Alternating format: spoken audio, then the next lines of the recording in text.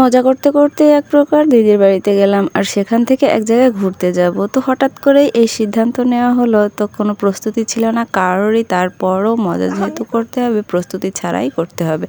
তো এই যে আমরা বেরিয়ে পড়েছি, আমরা কিন্তু ৩ জন যাচ্ছি। তো ৩ জনে কিন্তু এক রকমের মানুষ। আর ওই যে দেখুন, ওরা একটু বাচ্চা মানুষ, তো তাই ওদেরকে একটু ফুল স্বাধীনতা দিয়েছি ছবি তোলার আর ক্যামেরা করার জন্য। আর কত রকমের ছবি তোলা আর ক্যামেরা করা সেটাই আপনাদের সাথে শেয়ার করব। আর কোথায় যাব সেটাও আপনাদের সাথে শেয়ার করব। প্লিজ পুরো ভিডিওটা দেখতে থাকুন না টেনে। দিদির বাড়ি থেকে বেরোয় রাস্তায় কিন্তু ফটোশ্যুট চলছে। আমার কাছে আমার ফোনটা ছিল আর আইসক্রিম ছিল। এই আইসক্রিমটা নিয়ে যাচ্ছিলাম আমরা যেখানে যাব সেখানে গিয়ে খাওয়ার জন্য। তো সেই আইসক্রিমের কপালেও কী হয় সেটাও আপনাদের সাথে শেয়ার করবো শেষটা। তো এখান থেকে এইভাবে ফটোশ্যুটগুলো চলছিল। আর আমাদের বেরোনোর উদ্দেশ্যটাও কিন্তু এই ছিল যে আমরা ঘুরবো ফিরবো, ছবি তুলবো, ভিডিও করব, এটাই কিন্তু মূল উদ্দেশ্য ছিল। আর তাই কিন্তু আপনারা কেউ কিছু মনে করতে পারবেন না যে এ কী করছে এরা। আসলে একটু আনন্দ ফুর্তি সবারই দরকার আছে, আর মাঝে মাঝে একটু আনন্দ ফুর্তি করতে হয়, এতে মনও ভালো থাকে আর সময়টাও ভালো যায়। তো যাই হোক, এখান থেকে আমি বলছিলাম যে এখন চলো, অনেক হয়েছে। তো আসলে তো হচ্ছেই না, একটা জিনিস একবার করলে ভালো হয় না, বারবার করতে হয়, তাই একটু সময় লেগে গেল। তো তারপরে আমরা রওনা দিয়ে দিলাম। আর এই যে দেখুন, আমরা চলে এসেছি আমরা যেখানে আসতে চেয়েছিলাম সেখানে। অনেক বড় একটা দিঘি। তো এই দিঘির পাড়ে এসে কিন্তু আমার মন প্রাণ মনে হচ্ছিল জুড়িয়ে যাচ্ছে। আর বৃষ্টির পরে যেহেতু এসেছিলাম আমরা, আবহাওয়াটাও ছিল দারুণ। দেখুন কত বড় দিঘিটা। দিঘির সামনে এসে দাঁড়ানোতে মনে হচ্ছিল এটা দিঘি না, এটা নদী। আমরা তো মধুমতি নদীর পাড়ের মানুষ, তাই নদী আমাদের সাথে ওতপ্রোতভাবে জড়িত। আর এই দিঘিটাও কিন্তু নদীর মতোই মনে হচ্ছিল।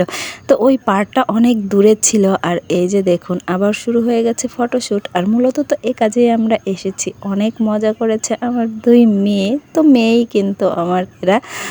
তো ওদের সাথে আমি আসতে পেরে আমিও কিন্তু অনেক মজা করেছি। আর আমার মজাটা কিন্তু আপনাদের সামনে তুলে ধরতে পারছি না। তো ওদেরটাই, ওরা বাচ্চা মানুষ তাই ওদেরটাই তুলে ধরলাম। ওই পাশে টিনের ঘরটা দেখা যাচ্ছে, ওখান পর্যন্ত আমাদের যেতে হবে, কারণ ওখানেই নৌকা ছিল। আর ওরা তো ভীষণ এক্সাইটেড ছিল নৌকায় চড়ার জন্য।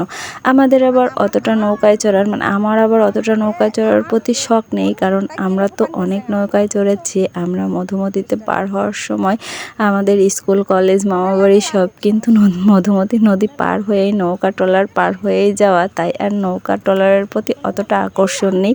তো ওরা ভীষণ এক্সাইটেড ছিল যে ওরা নৌকায় চড়বে। আর এখান থেকে একটু ফটোশ্যুট করে গেল যে এখনই করে যাই, পরে গিয়ে যদি সময় না থাকে তাড়াহুড়ো করে চলে যেতে হবে। তাই এখান থেকেই এই যে ফটোশ্যুটগুলো করে নিচ্ছে। আর আমি ওদেরকে একটু একটু করে ক্যামেরা বন্দি করে নিচ্ছি আপনাদের দেখানোর জন্য। আর এদিকে আমার এই মেয়েটা কিন্তু সাঁতার জানে না, তাই ও পাশ দিয়ে হাঁটছিল। আমরা বলছিলাম সাবধান, পড়ে যেও না যেন। আর এই যে দেখুন, আমার হাতে কিন্তু আইসক্রিমটা এখনও রয়ে গেছে। তো আমরা এখন যাচ্ছি ওই পাড়ে। তো ওই পাড়ে যেতে যেতে কিন্তু অনেকটা ঘুরতে হবে। আর যেহেতু ওরা নৌকায় চড়বে, তাই আমাদের তো ওপারটাই যেতেই হবে। আর এই দিঘির চালা দিয়ে হাঁটতে এত ভালো লাগছিল। আর আমি মাঝে মাঝেই এই দিঘিটার দিকে তাকিয়ে তাকিয়ে দেখছিলাম। তো মাঝপথে গিয়ে আবার একটা ডাল দেখে আবার ফটোশ্যুট শুরু হয়ে গেল। অবশেষে নৌকা পর্যন্ত পৌঁছে গেলাম। আর ওখানে একটা মাঝি ছিল, অনেক অনুরোধ করার পরেও সে আমাদের নিয়ে একটু ওই পার পর্যন্ত গেল না। বলল এখন নাকি তাদের মাছের খাবার দিতে হবে, তাই আর নৌকাটা ছাড়বে না এবং চালাবেও না। তো কি আর করা যাবে, কিছুতেই রাজি হলো না। অনেকটা অনুরোধ করেছিলাম, এখন যার জিনিস সে যদি না ছাড়ে তাহলে তো আর কিছু বলার নেই।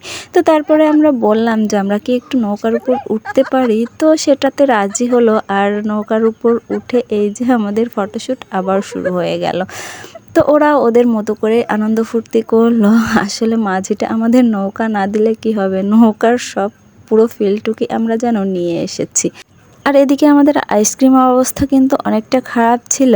মজা করতে করতে আইসক্রিম খাওয়ার কথাই ভুলে গিয়েছিলাম আমরা। তো তারপর মেয়েদের বললাম এখন চলে আসতে, কারণ অনেকটা দেরি হয়ে গেছে, এখন সবারই বাড়ি ফিরতে হবে। তো ভিডিওটা কেমন লাগলো প্লিজ কমেন্ট করে জানাবেন। ভালো লাগলে লাইক কমেন্ট শেয়ার করে আমার পাশেই থাকবেন। আল্লাহ হাফেজ, আসসালামু আলাইকুম।